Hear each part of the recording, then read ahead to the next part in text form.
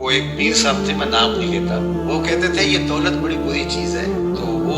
اس کو ہاتھ نہیں لگاتے، کہتے میں نے دولت کو ہاتھ نہیں لگانا۔ تو انہوں نے چھوٹی سی ایک چمٹی رکھی ہوئی تھی، چمٹا نہیں ہوتا اس طرح، تو اس سے پیسے پکڑتے تھے، کہتے اس کو میں نے ہاتھ نہیں لگانا، یہ گندی چیز ہے۔ حالانکہ اس کی گندگی تو اس کا لالچ ہے، اور وہ تو صاحب تمہارے سینے کے اندر موجود ہے، چاہے چمٹے سے پکڑو چاہے ہاتھ سے پکڑو، بات تو ایک ہی ہے۔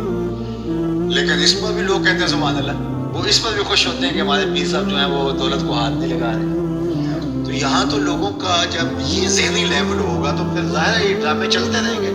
اور یہ چیزیں جو ہے وہ جاری رہیں گی۔ تو اللہ کی حلال کردہ چیزیں، ہم ایک دفعہ ایک تقریب میں گئے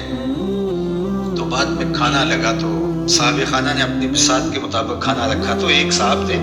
وہ اپنے آپ کو صوفی کہتے تھے، تو وہ کہنے لگے کہ آپ کے گھر میں کوئی لسی ہے، تو وہ ظاہر ہے کہنے لگے کہ نہیں، جو کہتے چلو سادہ سادہ پانی لے آؤ، تو وہ پانی لے آئے، کہتے ہیں آپ وہ سرخ مرچیں تھوڑی سی لے آئے، وہ سرخ مرچیں لے آئے،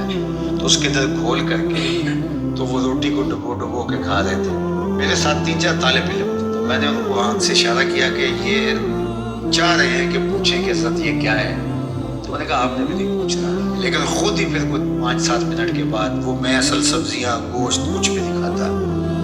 بس یہ لسی لے لیتا ہوں، اس میں یہ تھوڑا سا مرچیں ڈال لیتا ہوں اور روٹی سے بن، یہی میرا 12 سال سے یہ عمل ہے، نہ پھر لسی ملے تو پھر اس طرح پانی میں۔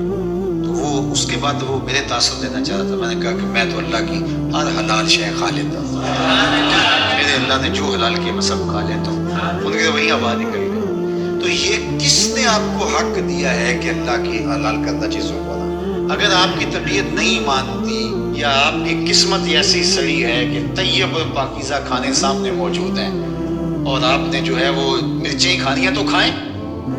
آپ اس کو تصوف سمجھتے ہوں گے، ہم اس کو آپ کے لیے اللہ کی طرف سے سزا سمجھتے ہیں۔ تو یہ خود ساختہ چیزیں ہیں، تو اللہ نے کیا فرمایا؟ اے ایمان والو، جو حلال اور طیب چیزیں ہیں، جو اللہ نے تمہارے لیے حلال کی ہیں، جو اللہ نے تمہارے لیے پاکیزہ چیزیں پیدا کی ہیں، ان کو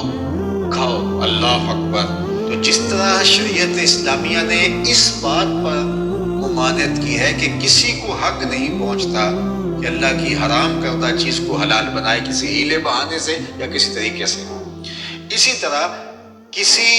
حلال کو بھی حرام بنانے کا کسی کو حق نہیں ہے کہ جس چیز کو اللہ نے حلال رکھا ہوا ہے، پاکیزہ بنایا ہوا ہے، اس کو اپنے اوپر حرام کر دیں۔ یہ شیطان کی پیروی ہے کہ خود کہنا کہ میں اس کو اپنے اوپر حرام کر لیا۔ تم کون ہوتے ہو اپنے اوپر حرام کرنے والے جب تمہارے خالق نے تمہارے اوپر حرام نہیں کیا ہے؟ ہاں، اگر کسی چیز کی طرف مزاج کسی کا نہیں ملتا، اور وہ بہت ساری سبزیاں ہیں،